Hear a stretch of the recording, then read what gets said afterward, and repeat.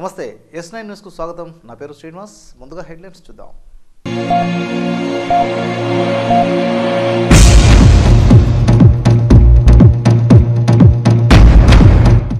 తొలి విడత ప్రశాంతంగా ముగిసిన పంచాయతీ ఎన్నికలు, ఉత్సాహంగా పాల్గొన్న ఓటర్లు.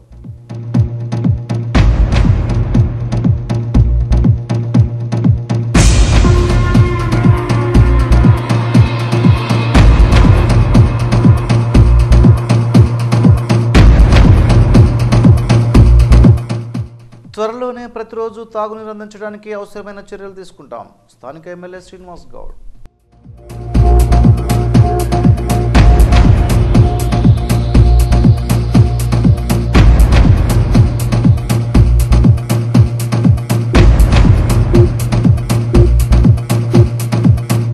కోటకొండలో పంచాయతీ ఎన్నికల పోలింగ్ సరళి పరిశీలించిన జిల్లా జాయింట్ కలెక్టర్ వెంకట్రావు. ఏర్పాట్లు బాగున్నాయన్న ప్రజలు.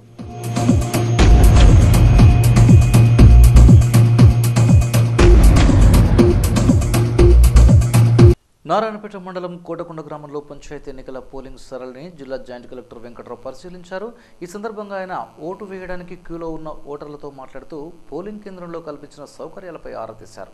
జిల్లాలో పంచాయతీ ఎన్నికలు ప్రశాంతంగా కొనసాగాయని జేసీ చెప్పారు.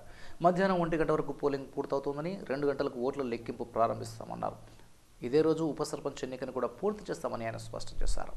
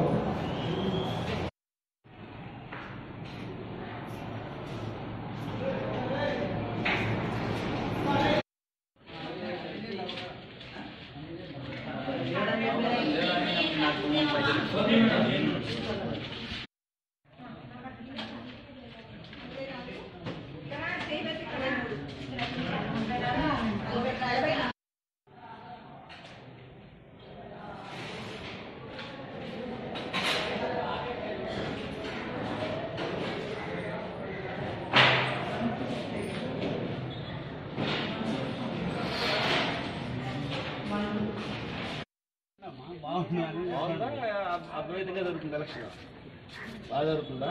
మందు గట్ట బాగా పంచుతున్నారా?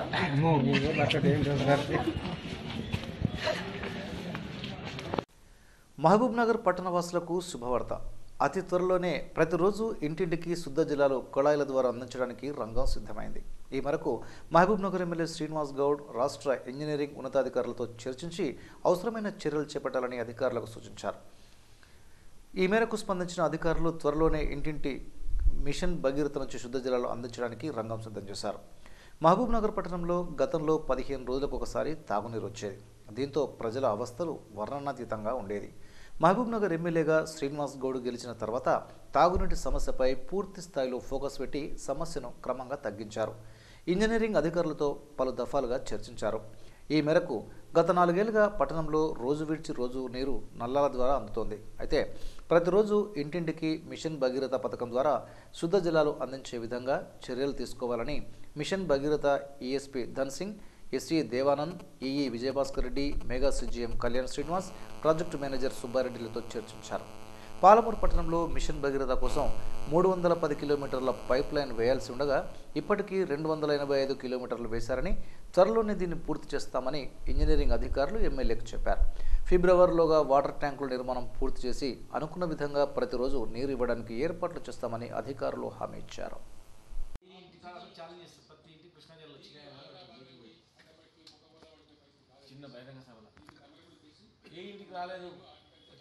ప్రతి ఇంటికి రావాలా, కనెక్షన్ కూడా ఫ్రీగా 100 రూపాయలు అందరికి వచ్చేసిందా?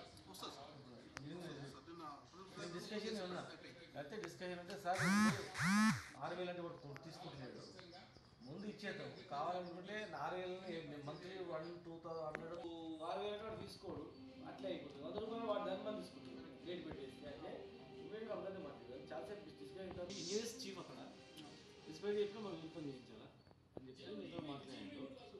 ఫస్ట్ గ్యారెంటీ అవుతుంది. ఎంత ప్రెస్టేజ్ సార్ కంటే గుర్తుపెట్టుకోండి. మీరు ఏ కాన్స్టిట్యూన్సీలో ఈ ప్రైజ్ ఇలా చేయకపోయినా అంటారు.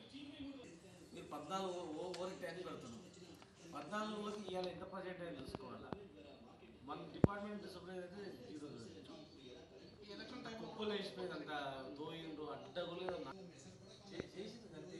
అట్లా కాదు, ఇప్పుడు అది సీఎం జిల్లా, అది ఆయన ఎంపీ ఉండి తెలంగాణ తెచ్చుకున్న జిల్లా చెప్పాడు. మళ్ళీ ఇప్పుడు ఫిఫ్త్ ఆయన్నే పిలుచుకున్నాడు, ఫోన్ చేసి పిలుచుకొని ఫిఫ్త్కి వస్తున్నాం ఏం చేద్దాం, డైలీ వాటర్ ఇవ్వాలి, కొన్ని కాలేజీ 24 hours ఉంటారు, అది మనం చేసాం సార్. డైలీ ప్రతి ఇంటికి కలెక్షన్ పోవాలి, అన్ని ట్యాంకులు అయిపోవాలి, సున్నం గిన్నం కలర్ అయిపోవాలి, మొత్తం మర్చిపోవాలి. తొలి విడత పల్లెపూరు ప్రశాంతంగా ముగిసింది. నెల రోజులుగా గ్రామాల్లో విస్తృతంగా ఎన్నికల ప్రచారం, ఎత్తుకు పై ఎత్తులు వేసుకున్న అభ్యర్థులు ఓటర్లపై తమ భవిష్యత్తు నుంచి పోలింగ్లో పాల్గొన్నారు. మొదటి విడత పంచాయతీపూర్లో భాగంగా నారాయణపేట డివిజన్ పరిధిలోని 10 మండలాల్లోని 249 సర్పంచ్, 2274 వార్డు స్థానాలకు ఎన్నికలు జరగాల్సి ఉండగా వీటిలో 42 సర్పంచ్, 670 వార్డు సభ్యులను ఇప్పటికే ఏకగ్రీవంగా ఎన్నుకున్నారు. 207 సర్పంచ్, 1604 వార్డు స్థానాల కోసం ఎన్నికలు జరిగాయి. ఉదయం 7 గంటలకే పోలింగ్ ప్రారంభం కావడంతో ప్రజలంతా ఉత్సాహంగా ఎన్నికల్లో పాల్గొన్నారు. సాయంత్రానికి ఫలితాలు రావడం, ఉప సర్పంచ్ ఎన్నిక కూడా పూర్తవడంతో విజేతలు ఆనందోత్సవాల్లో మునిగిపోయారు.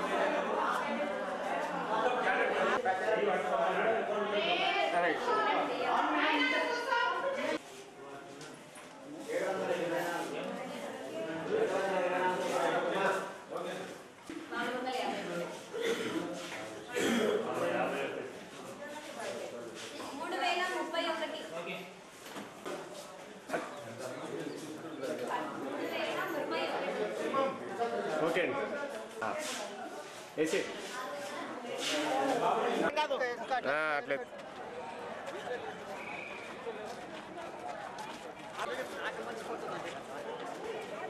రండి అన్న. ఓకే వెళ్ళిపోండి వెళ్ళిపోండి.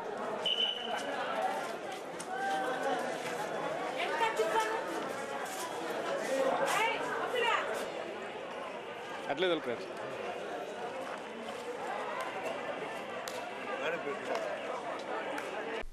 నిత్యం ఎంతో ఒత్తిడి, ప్రమాదాల అంచులో నిలబడి పనిచేసే విద్యుత్ ఉద్యోగుల కోసం జిల్లా కేంద్రంలోని ఎస్వీఎస్ డెంటల్ ఆసుపత్రి ఆధ్వర్యంలో దంత వైద్య శిబిరం ఏర్పాటు చేయడం సంతోషదగ్గ విషయమని జిల్లా ట్రాన్స్కో ఏసీ రాముడు అన్నారు. మహబూబ్నగర్ పట్టణంలోని ట్రాన్స్కో జిల్లా కార్యాలయంలో ఉద్యోగులకు ఉచిత వైద్య శిబిరం ఏర్పాటు చేశారు. ఈ సందర్భంగా ఆయన మాట్లాడుతూ ఇలాంటి కార్యక్రమాలను ఎస్వీఎస్ ఆసుపత్రి నిర్వహించడం ఎంతో ఆనందాన్ని ఇచ్చిందని వారికి ధన్యవాదాలు చెప్పారు.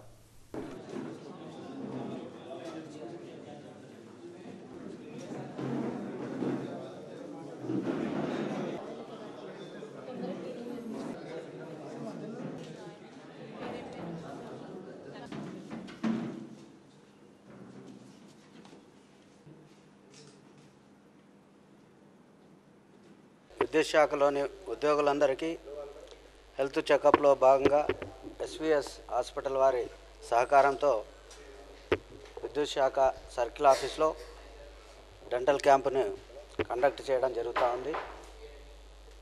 24 గంటలు 365 రోజులు విద్యుత్ ఉద్యోగులు తమ ఉద్యోగ బాధ్యతలు నిర్వర్తిస్తూ వాళ్ళ హెల్త్ ప్రాబ్లమ్స్ని సకాలంలో చూయించుకోలేక రకరకాల ప్రెషర్స్ తోటి ప్రాబ్లమ్స్ ఫేస్ చేస్తున్నారు. కాబట్టి ఈ రకంగానైనా వాళ్ళ యొక్క సమస్యల్ని ఈ క్యాంప్ ద్వారా పరిశీలించి ఏమైనా సమస్యలు ఉంటే ఆ సమస్యల్ని తీర్చడానికి కోసం ఈ కార్యక్రమాన్ని చేపట్టడం జరిగింది. ఇంతకుముందు కూడా యశోద హాస్పిటల్ వారి సౌజన్యంతో ఇక్కడ బాడీ చెకప్ని కూడా చేయించడం జరిగింది. సో ఈ కార్యక్రమాన్ని నిర్వర్తించినందుకు ఎస్వీఎస్ వారికి మా విద్యుత్ శాఖ తరఫున అభినందనలు తెలియజేస్తున్నాం. మేము ఇక్కడ క్యాంప్ కండక్ట్ చేయడం జరిగింది. ఇక్కడ ఉన్న వాళ్ళకందరికీ స్క్రీనింగ్ చేసి వాళ్ళకి ఏమైనా అవసరతలు, వాళ్ళకి ట్రీట్మెంట్ అవసరతలు ఉంటే అవన్నీ మేము స్క్రీనింగ్ చేసి రాయడం జరిగింది. ఆ కార్డ్స్ తీసుకొని వచ్చినప్పుడు మేము అక్కడ ట్రీట్మెంట్ అనేది చేయగలుగుతాం. ఎందుకంటే చాలామందికి అవేర్నెస్ అనేది లేదు డెంటల్ దానిపైన. ఏదున్నా వాళ్ళు ట్రీట్మెంట్ కోసం అక్కడి దాకా రాలేరు. కాబట్టి మేము ఇట్లా క్యాంప్స్ కండక్ట్ చేసి అవేర్నెస్ పెంచడం కోసం ఇట్లా వాళ్ళ ట్రీట్మెంట్స్ వాళ్ళు చేయించుకోవడానికి ఇట్లాంటి క్యాంప్స్ అనేటివి ఉపయోగపడతాయి. మేజర్గా ఏమన్నా అయితే మీరు డబ్బులు తీసుకుంటారా, ఫ్రీగా చేస్తారా? ఇప్పుడు ఒకవేళ క్యాంప్ పేషెంట్స్ అయితే మాత్రం ఎస్విఎస్లో తక్కువ ఖర్చుకే అన్నీ అయిపోతాయి. క్యాంప్ పేషెంట్స్ అయితే ఉన్న ఖర్చు కంటే ఇంకా సగం 50% ఆఫ్ చేసి ట్రీట్మెంట్స్ అనేది చేస్తారు వాళ్ళ ఫైనాన్షియల్ కండిషన్స్ క్యాంప్స్ని బట్టి. హెల్త్ కార్డ్ లాంటివి ఏముండదు, బట్ ఈ క్యాంప్ కార్డ్ తీసుకొని వస్తే కొంచెం తగ్గిస్తాం. నారాయణపేట నియోజకవర్గంలోని అప్పిరెడ్డిపల్లి గ్రామంలో పంచాయతీ ఎన్నికల కోసం అధికారులు పకడ్బందీగా ఏర్పాట్లు చేయడంలో పోలింగ్ ప్రశాంతంగా సాగింది. గ్రామ శివారులో ఉన్న ప్రభుత్వ ప్రాథమిక పాఠశాల వద్ద పోలింగ్ కేంద్రం ఏర్పాటు చేయడంతో ఓటు వేయడానికి ప్రజలు ఉదయం 7 గంటల నుంచే బారులు తీరారు. గ్రామ సర్పంచ్ అభ్యర్థిగా రంగంలోకి దిగిన టీఆర్ఎస్ పార్టీ బలపరిచిన ప్రభావతి పోలింగ్ కేంద్రానికి వచ్చి మొట్టమొదటిగా తన ఓటు హక్కును వినియోగించుకున్నారు.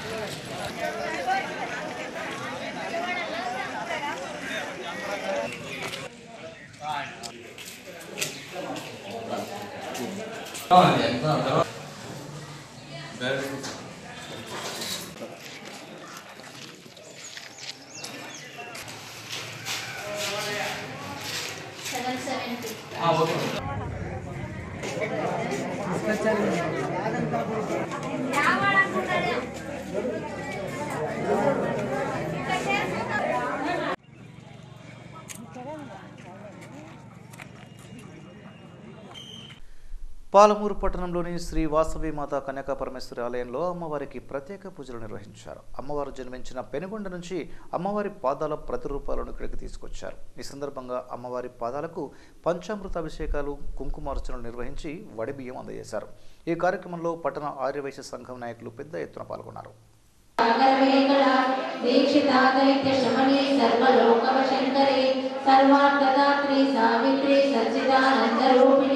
దేశకాల పరిచ్ఛిన్న సర్వగా సర్వమోహిని సరస్వతి శాస్త్రమయీ గుహాంబి రూపిణి సనగాది సమారాధ్య శివజ్ఞాన ప్రదాయిని చిత్కలానంద కలికా ప్రేమ రూపా ప్రియంకరే నామ పారాయణం ప్రీత నటి విద్యానటేశ్వరే విద్యా జగదధిష్టాన ముక్తిదా ముక్తి రూపిణి లాగతంబోలే మృతదారు కుటారిక మహేశ్వరి మహాకాళి మహాగ్రాస మహాసన అపర్ణ చంద్రికా చంద్రపదాత్రి శుభగాత్రయంబిక త్రిగుణాంబిక స్వర్గా పవర్గదా శుద్ధ మార్కాండ భైరవారాధ్య మంత్రిని అపర సత్యజ్ఞానానంద రూప సామరస్య పరాయణ కపర్దిని కళామాల కాశహస్త పాశహంత్రి పరమంత్ర విభేదిని మూర్తా మూర్తా నిత్య తృప్తా ముత్రి ప్రచండాజ్ఞ ప్రతిష్ఠా ప్రకటాకృతి ప్రాణేశ్వరి ప్రాణదాతిక మధో గౌమ ప్రజ్ఞా మాలా లీలా వినోదిని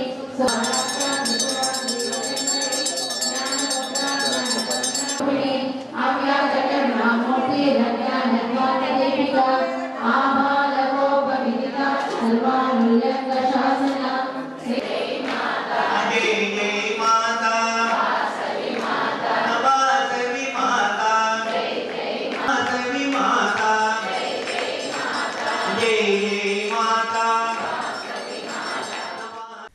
హన్వాడ మండలంలో నూతనంగా గ్రామ పంచాయతీగా ఏర్పడిన పల్లెమోని కాలనీలో పంచాయతీ ఎన్నికలు తొలిసారిగా జరుగుతుండటంతో సందడిగా మారిపోయింది. పంచాయతీ పూర్లో సర్పంచ్ స్థానం కోసం పోటీలో నిలబడిన అభ్యర్థులు తమ ఎన్నికల ప్రచారంలో బిజీగా ఉన్నారు. తమ మద్దతుదారులను వెంటబెట్టుకుని గ్రామంలోని ప్రతి ఇంటికి వెళ్లి తమకే ఓటు వేయాలని అభ్యర్థిస్తున్నారు. టీఆర్ఎస్ పార్టీ బలపరిచిన కత్తెర గుర్తుపై సర్పంచ్ అభ్యర్థిగా రంగంలోకి దిగిన పల్లెమోని వెంకటమ్మ తన ఎన్నికల ప్రచారంలో జెడ్ స్పీడ్తో దూసుకెళ్తున్నారు. ఈ ఎన్నికల్లో తనను గెలిపిస్తే గ్రామాభివృద్ధి కోసం చేపట్టబోయే పనుల గురించి ప్రజలకు వివరిస్తూ కత్తెర గుర్తుపై ఓటు వేసి తనను సర్పంచ్గా గెలిపించాలని ఆమె విజ్ఞప్తి చేస్తున్నారు.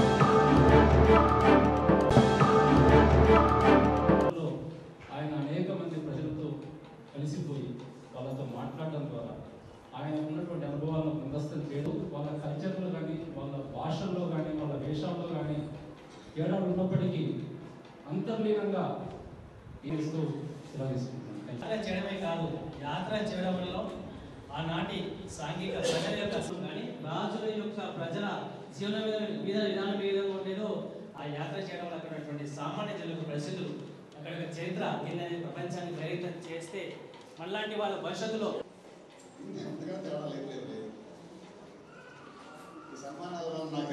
రాసిన ఫిలాసఫీ మీరు చేసినప్పుడు సంతోషపడతారు తప్ప నుంచి ఏదో సన్మానం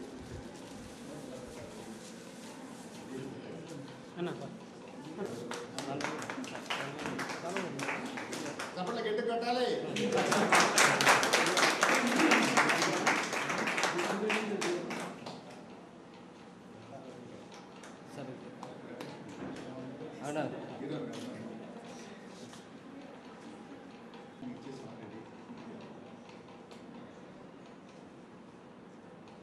అర్థం చేసుకోవడంలో హుయాన్సాంగ్ పాకియాన్ లాంటి యాత్రికులు, చైనా నుంచి వచ్చినటువంటి యాత్రికులు భారతదేశం అంతా తిరిగి వాళ్ళ యాత్ర అనుభవాలను గ్రంథస్థీకరించారు.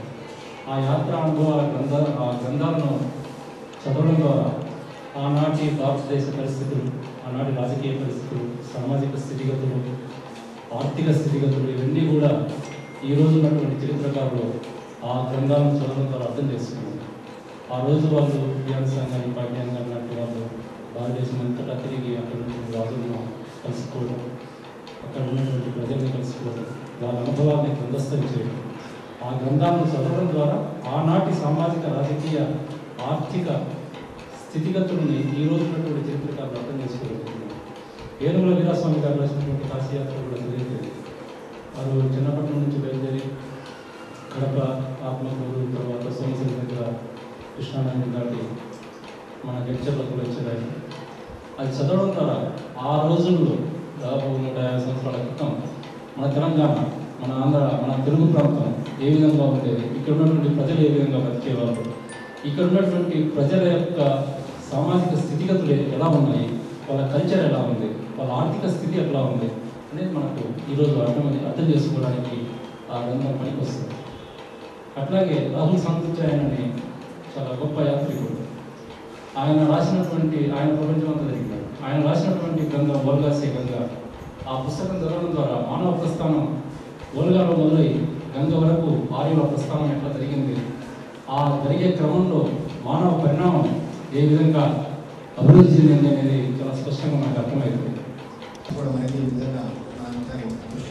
ఎందుకంటే ఒక సుదీర్ఘ ప్రయాణం అనేది మనిషికి అంత సులభంగా జీవితాంతం లాంగ్ మార్చ్ అనేది నిజంగా జీవితాన్ని పరిపూర్ణం చేస్తుంది, సంపూర్ణం చేస్తుంది. అట్లా ఆదినారాయణ గారు కూడా ఒక పరిపూర్ణ మానవుడిగా, ఒక విశ్వ మానవుడిగా, ఒక విశ్వ యాత్రికుడిగా మన మహారాష్ట్ర జిల్లాకు రావడం అనేది నిజంగా మనందరి కృష్ణంగా. ఎందుకంటే ఈరోజు ఆంధ్రప్రదేశ్ సాహితీ పేజీలో ఉంది, కవులు జనం దగ్గరికి పోవాలి.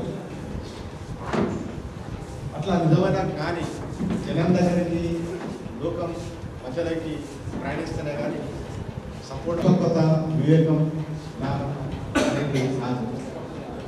అట్లా ఈరోజు మనం చరిత్రలో ఏ చరిత్రకారుని చూసినా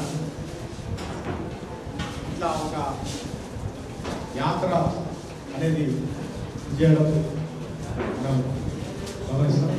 అదేవిధంగా ఇప్పుడు 5000 కిలోమీటర్లు ఈ వయసులో ఆదినారాయణ గారు ప్రయాణించడం అనేది చాలా గొప్ప సాహసోపేతమైన యాత్ర. ఎందుకంటే ఇందులో చలికాలం, ఆ వయసు, ఆ బైక్ పైన కూడా చిన్న హీరో పైన అనేది చాలా రిస్కుతో కూడుకున్న ఒక రకమైన సాహసోపేత యాత్ర. జాతస్య మనం ధ్రువం అని బాగా నమ్మేసాం మనం. ఇంటికి పుట్టాక స్వస్థం కాబట్టి సంతోషం లేదు. పుట్టినప్పటి నుంచి వాటి దుఃఖము, బాధలు అనమాట, ఇది స్పెసిఫిక్ ఆలోచన. దాన్ని మార్చిపడేసి మనం పుట్టింది జీవించడానికి, చావడానికి కాదని చెప్పాను. పుట్టినప్పటి నుంచి మన జీవితం మొదలవ్వాలి, కానీ మనం పుట్టినప్పటి నుంచే మరణం మొదలైపోయింది. జాతస్య మరణం ధ్రువం కాదు, జాతస్య జీవనం ధ్రువం చెప్పాను.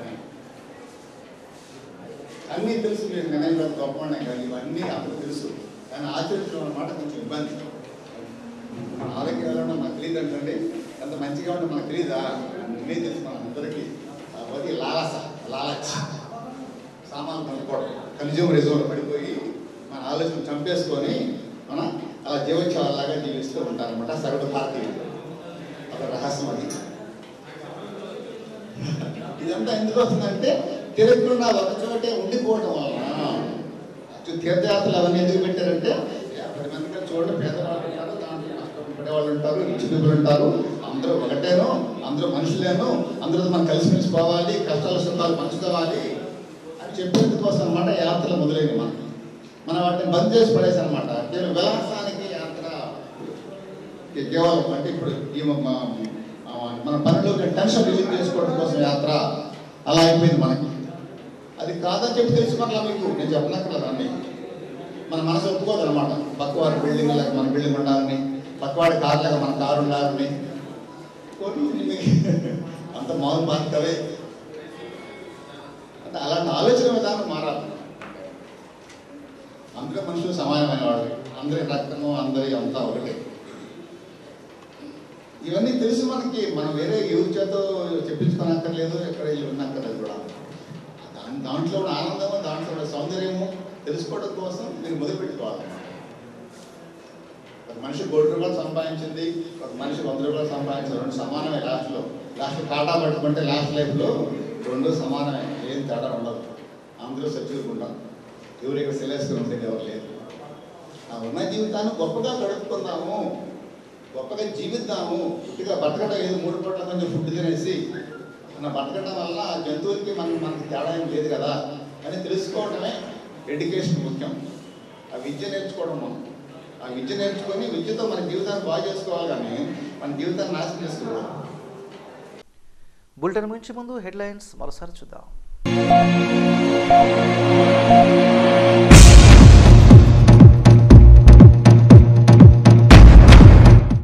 తొలి విడత ప్రశాంతంగా ముగిసిన పంచాయతీ ఎన్నికలు, ఉత్సాహంగా పాల్గొన్న ఓటర్లు.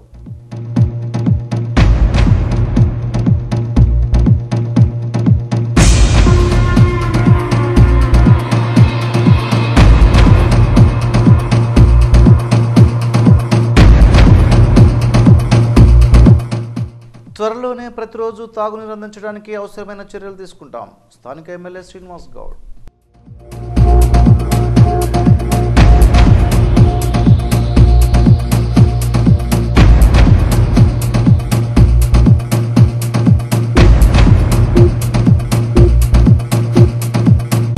కోటకొండలో పంచాయతీ ఎన్నికల పోలింగ్ సరళి పరిశీలించిన జిల్లా జాయింట్ కలెక్టర్ వెంకట్రావు.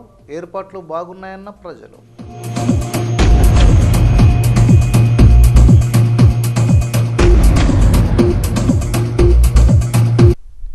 ఇవి ఇప్పటికున్న అప్డేట్స్. మరిన్ని వార్తల కోసం చూస్తూనే ఉండండి S9 న్యూస్.